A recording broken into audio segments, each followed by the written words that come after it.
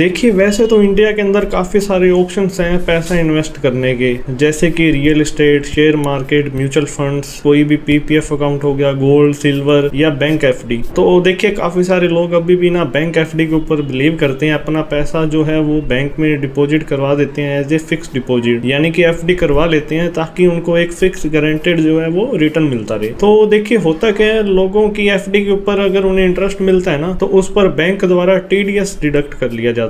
देखिए normal citizen को, यानी कि अगर आपकी उम्र 60 साल से कम है और आपको 50,000 से ज्यादा का अगर इंटरेस्ट आ जाता है ना तो उस पर बैंक द्वारा टीडीएस डिडक्ट कर लिया जाता है। और वहीं अगर आप सीनियर सिटीजन है, यानी कि आपकी एज 60 साल से ज्यादा है और आपको 1 लाख से ज्यादा का अगर इंटरेस्ट मिल जाता है ना तो इंटरेस्ट के अमाउंट के ऊपर 10% टीडीएस डिडक्ट कर लिया जाता है। और वो जो 10% टीडीएस होता है वो एक्सेस अमाउंट के ऊपर ना डिडक्ट कर पूरी अमाउंट के ऊपर टीडीएस डिडक्ट कर लिया जाता है। फॉर एग्जाम्पल मान लीजिए आपको फरवरी तक ना 48,000 का इंटरेस्ट आया था, ठीक है, और मार्च के अंदर आपको 10,000 का और इंटरेस्ट आ गया, तो भी पूरे साल के अंदर आपका इंटरेस्ट टोटल हुआ 58,000। अब टीडीएस जो है 50,000 से ऊपर की 8,000 के अमाउंट पर डिडक्ट ना होकर पूरी की पूरी 58,000 के ऊपर डिडक्ट हो जाएगा, वो भी कितना 10%, यानी कि 58,000 का 10% टीडीएस यानी 5,800 रुपए जो आपका टीडीएस डिडक्ट कर लिया जाएगा। और सीनियर सिटीजन के केस में अगर 1 लाख से ज्यादा अमाउंट हो जाती है तो उस कंडीशन में आपका टीडीएस डिडक्ट कर लिया जाएगा। अब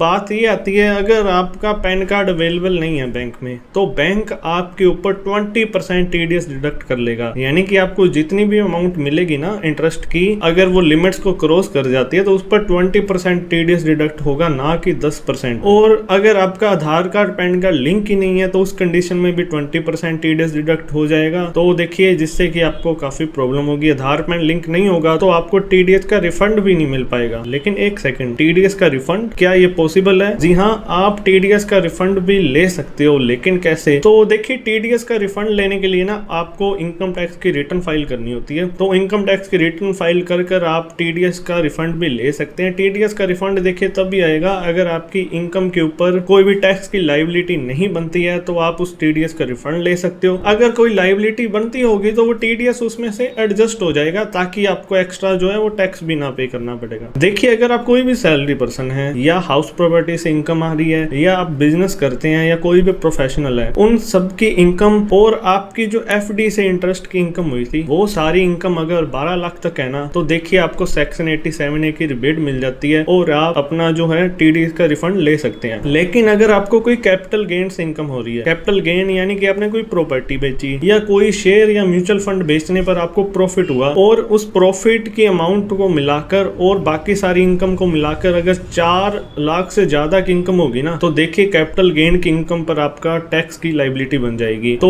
वो टीडीएस जो है वो उस टैक्स की लायबिलिटी में से एडजस्ट हो जाएगा और वो टैक्स की एडजस्टमेंट करने के बाद अगर कुछ एक्स्ट्रा पैसा बचता है तो आप देखिए उसका रिफंड ले सकते हैं। तो देखिए सीधी सी बात है कि अगर आप अपना टीडीएस का रिफंड लेना चाहते हैं तो आपको अपनी इनकम टैक्स की रिटर्न फाइल करनी होगी। इनकम टैक्स की रिटर्न फाइल कर आप अपना जो है एफडी के ऊपर कटा हुआ टीडीएस है उसका रिफंड ले सकते हैं। और अगर इनकम टैक्स से रिलेटेड आप कोई भी हेल्प चाहते हैं या टीडीएस रिफंड करवाने से रिलेटेड कोई भी हेल्प चाहते हैं तो आप हमें नीचे दिए गए नंबर पर कॉल भी कर सकते हैं। अगर आपकी कोई भी क्वेरी है तो आप हमें कमेंट बॉक्स में पूछ सकते हैं। और ऐसे ही और अपडेट देखते रहने के लिए हमारे चैनल को सब्सक्राइब करना न भूलें। वीडियो में एंड तक बने रहने के लिए धन्यवाद। हंसते रहिए, मुस्कुराते रहिए। जल्दी मिलते हैं नेक्स्ट वीडियो में।